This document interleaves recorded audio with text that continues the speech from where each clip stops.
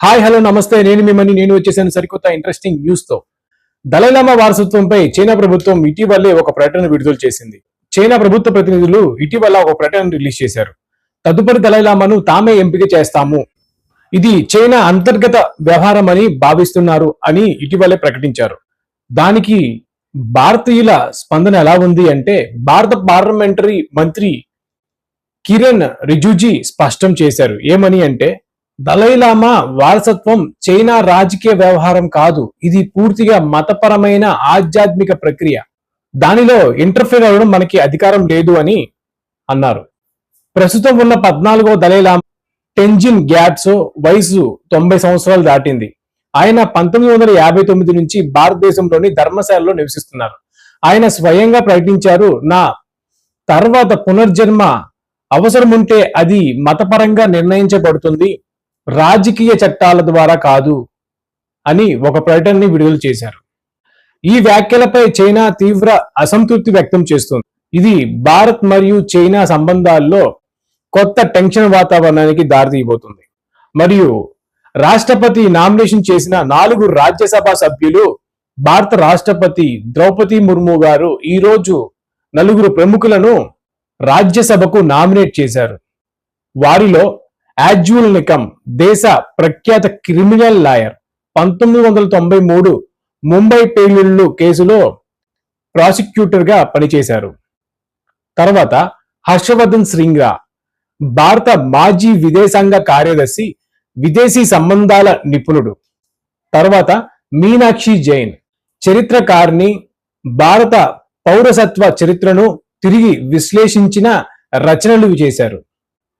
తర్వాత సి సాగానందన్, సామాజిక కార్యకర్త, గ్రామీణ అభివృద్ధి ఉద్యమంలో నిబద్ధతతో కూడినటువంటి వారు. దీని గురించి ప్రధాని మంత్రి నరేంద్ర మోడీ గారు ఏమన్నారంటే, ఇవాళ నామినేట్ అయిన వారు దేశానికి గొప్ప సేవలు అందించారు, ప్రజాస్వామ్యంలో వారి బలమైన గొంతు ఉపయోగపడుతుంది అని భావిస్తున్నా అని ప్రధానమంత్రి మోడీ గారు అన్నారు. తర్వాత ఇప్పుడు తమిళనాడులో ఏం జరిగిందంటే, బతిరూపా అనే గ్రామంలో భద్రతా సిబ్బంది వి అజిత్ కుమార్ అనుమానాస్పదంగా మరణించారు. అయితే ఈ మరణించిన తీరును బట్టి కుటుంబ సభ్యులు ఏమని ఆరోపణ చేస్తున్నారంటే, ఆయన పోలీసుల విచారణ పేరిట హింసించారు. ఈ కేసు దర్యాప్తు ఇప్పటికే సిబిఐ దర్యాప్తు చేస్తూ ఉంది. అయితే ఈ సిబిఐ దర్యాప్తు చేస్తున్నప్పుడు సుమారుగా 5గురిని అరెస్ట్ చేశారు. ఈ కేసు పోలీసులు దుర్వినియోగం, కస్టడీలో మరణాలపై దేశవ్యాప్తంగా చర్చనీయాంశంగా మారింది. ఆ తర్వాత ఇస్రోకి సంబంధించినటువంటి న్యూస్ కనుక మనం చూసినట్లయితే, ఎగ్జిమో 4 అంతరిక్ష యాత్ర ముగింపు, అంటే ఇస్రోకి కొత్త ఘనత అనేది లభించబోతుంది. భారత అంతరిక్ష పరిశోధన సంస్థ ఇస్రో భాగస్వామ్యంతో ఎగ్జిమో 4 ప్రైవేట్ అంతరిక్ష యాత్ర విజయవంతంగా ముగిసింది. శుభాంశు శుక్లా అనే భారతీయుడు ఈ మిషన్ లో పాల్గొన్నారు. ఆయన అంతరిక్షం నుంచి తిరిగి జూలై 14న భూమికి చేరుకుంటారు.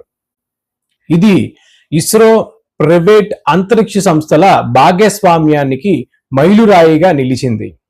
ఇక వాతావరణ విషయాలకు కనుక మనం వచ్చినట్లయితే, కోల్కతాలో భారీ వర్షాలు.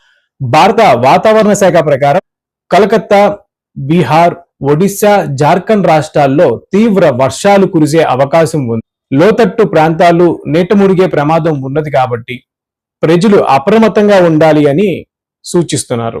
ఇక ఆంధ్రప్రదేశ్ న్యూస్ కి వచ్చినట్లయితే, విజయనగరంలో వెటర్నరీ కాలేజీకి కేంద్రం గ్రీన్ సిగ్నల్ ఇచ్చింది.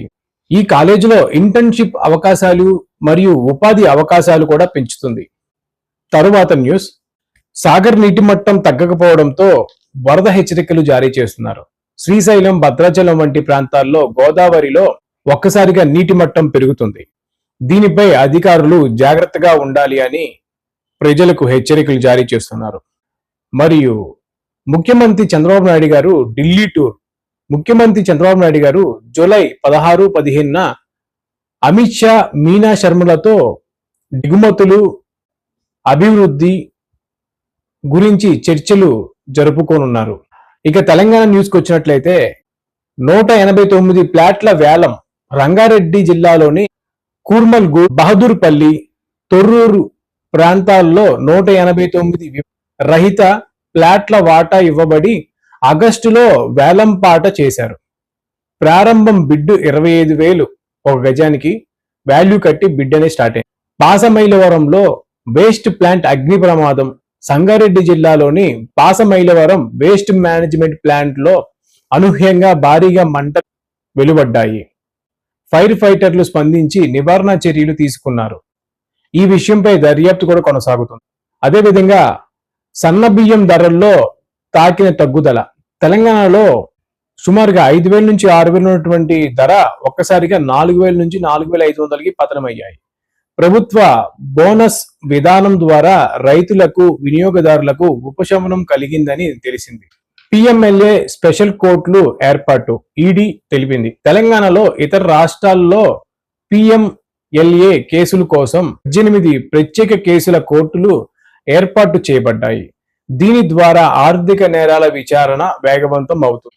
మేడ్చల్ పరిధిలో అనిరాగ్ యూనివర్సిటీ నిర్మాణంలో స్లాబ్ కూలడంతో 4 కార్మికులు తీవ్రంగా గాయాల పాలయ్యారు. వారు ఆసుపత్రిలో చికిత్స పొందుతున్నారు.